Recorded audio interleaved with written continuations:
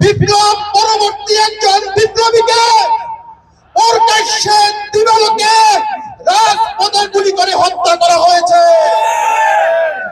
আমার ভাইয়ের হত্যা আজকে 7 মাস পূর্ণ হয়েছে। সরকার 18 বার চার্জশিট পিছিয়ে দিয়েছে, এখন পর্যন্ত চার্জশিট দিতে পারে নাই।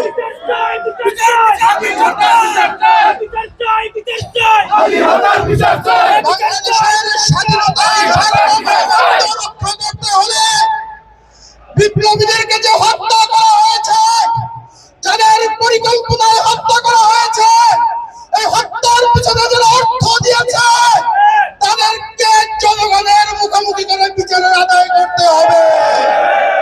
প্রিয় বিপ্লবী জনতা, প্রিয় বিপ্লবী জনতা, আরেকবার যদি শহীদ ওসমান গনির হত্যার বিচার আদায় করতে না পারেন, মনে রাখবেন বাংলাদেশের স্বাধীনতা সার্বভৌমত্ব টিকাতে পারবেন না।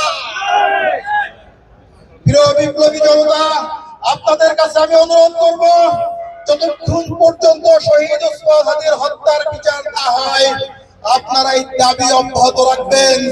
ইনকিলাব জিন্দাবাদ, বাংলাদেশ জিন্দাবাদ, খোদা জান্নাহ